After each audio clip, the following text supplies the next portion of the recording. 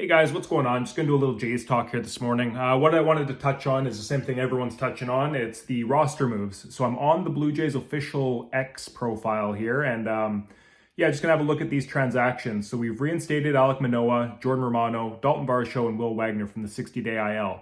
So for those of you that don't know, this is something that has to happen in the offseason. We can't store guys on the injured list during the offseason and free up those 40-man spots. So all teams will have to do that. That has no indication on whether or not these guys will be ready for opening day or anything like that. It's just a necessary transaction. And with that, obviously, you've got to free up some room for the bodies. So what we did was we got rid of Luis De Los Santos, who was claimed off waivers by the Mets. He's a fine player, I guess. He was okay depth, but he was never going to factor in for the Blue Jays this year or likely any year. So good for him to maybe get a better opportunity with the Mets. Luis Frias cleared waivers and is now a free agent. Similar type thing. He was never really going to factor in. He got lit up with the Blue Jays. So yeah, non-factor. And Emmanuel Ramirez, same kind of thing. The surprising one for most was the Genesis Cabrera move. And I know people are seeming like kind of outraged and they're saying, but he had a 3.59 ERA. He was one of our best relievers. In my mind, if you dig into his Savant page, he was actually surprisingly terrible for how good his end ERA ended up being. He had a whip of 1.47, which obviously if you're putting on 1.5 guys per inning, that's not ideal. And given that his fastball velocity was actually in the 80th percentile at 96 miles an hour, it's really surprising that he was getting torched on average exit velocity. He wasn't getting chase. He wasn't whiffing that many guys. His K rate was down at the 14th percentile at 18.5%, which is awful. And he was walking a ton of guys, 10.7%.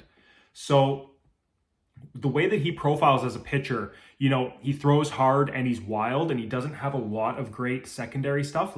He throws secondary pitches, but none of them are all that good and he can't really control them. You would expect high strikeouts to go with high walks, and that's how you would offset the issues. But the problem is he walks a lot of guys and he also doesn't seem to really miss bats. He gets barreled up above average and, he's not good with the hard hit percentage. The only real decent things, and they're not even good, are just his barrel percentage at a 56 and his ground balls at 56%. So even his supposed strengths really aren't strengths. And again, his FIP was, I believe, 5.13. So when you're talking, people who are going to regress, this is a prime candidate of somebody who feels like they got lucky with their results and they're unlikely to replicate them. So I guess be thankful that we got one good year out of him, but there are definitely significant red flags here. And, 2.7 million or 2.5 million, whatever it was going to be, doesn't sound like a ton of money. But when you look at the underlying, the peripherals here, that's really entry-level contract stuff. You can get league minimum guys that can come in and give you a 5.13 FIP and throw reasonably hard. So the way I see the tiers of bullpen guys is there's really you've got your league minimum guys who are low leverage. You hope you can string together some good guys there and get, meaningful innings out of them. And then you move up into the next tier, which is where guys are reaching where Genesis is, and they're kind of in RBers or free agency, but you pay them a few $1 million ideally because of their track record. They're not closers, they're not dominant, but they're consistent. And then you have your kind of top tier guys that are your closers and your bona fide studs coming out of the bullpen. So those are really the only three types of roles that I see in a bullpen. And given that you couldn't trust Cabrera to be a steady, consistent guy, and he definitely wasn't going to be a back-end guy, really he falls more into that role that should be filled by league minimum guys. I'm sure somebody will pick him up. It won't be at 2.7 million. Somebody will pick him up for, $1 million or something like that, I'm sure we'll see. And he'll be low leverage, maybe used against lefties, and basically nowhere where trust is required and it's meaningful game-saving moments. So yeah, to me, it makes all the sense in the world to cut ties with $2.7 million and reallocate that to a league minimum guy or a $1 million guy where you're going to get a similar type product. And save that extra $1.5+ million to pool together for one of those back end types where you've got a true 8th or 9th inning guy. Obviously, they're going to cost a lot more than the $1.5 million, but I'm just saying pool those resources together to go in on a couple real meaningful arms that you do trust and that will play a huge role, and then fill this Cabrera role with a Brendan Little or whoever else you've got in the depth there, where you're just kind of like, yeah, we've got guys that can pitch to a 5 FIP. That's not that hard to replicate. And maybe they'll have something else that we like, whether it's, ground ball percentage or whatever it is that they're looking for in the peripherals. The pickup that we did have was Michael Peterson. And I'm not familiar with this guy. I'm not going to pretend that I am. I'm just having a quick look at his Savant page now. I read a little bit about him.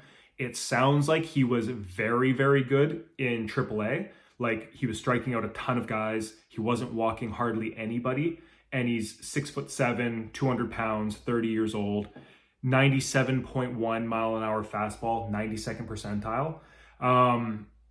So I can see, and this goes back to the salary, I can see why they'd be willing to take a flyer on like a Michael Peterson. And even though he's not lefty, he's throwing harder than Cabrera. He's got a higher chase rate in a super small sample size in the majors. He's got a 30% chase percent. He's got 19.7% whiff, which isn't great. Barreled percentage, 6.3. So it doesn't show a percentage because it's such a small sample size, but he's somewhere up in, say, 70th percentile for that. So there's things to like there. His average exit velocity is also pretty good. So there's reason to believe, his AAA numbers can somewhat meet where his major league numbers are. Like, there's probably going to be a step back, but the difference between his AAA numbers and his major league numbers in a super small sample size are vastly different. So I think there's reason for optimism to believe that, he'll serve as good depth and there's maybe some upside in this arm, and you're not paying it $2.7 million. And I'm not saying that was a 1-for-1 trade, like they made the decision to go for Peterson over Cabrera. I don't think that's the case. It just happens to be that we brought in a reliever and let go of a reliever. But yes, that's where I'm at. Peterson serves a similar type responsibility level to a Cabrera, has similar type stuff where, he's got a powerful arm, and in the minors, he hasn't walked a ton of guys, and he's also got a lot of swing and miss. So they're basically playing the rebound here in that they think Peterson is better than his numbers showed this year, and Cabrera is very likely to regress from his numbers. And you factor in, a $2 million pay differential, and it makes a lot of sense to me. So that's where I'm at with these moves. Let me know what you guys think. Were you guys outraged when Cabrera got let go, or have you had time to think about it now? Like, to me, there's also a reason why every other team passed on him at that salary. So, like, that's a pretty good indication that nobody agrees that he's worth that much money. It's not just a Blue Jays thing. Anyways, let me know what you think in the comments below. And as always, like, subscribe, all that stuff. Hope to hear from you guys. Thanks.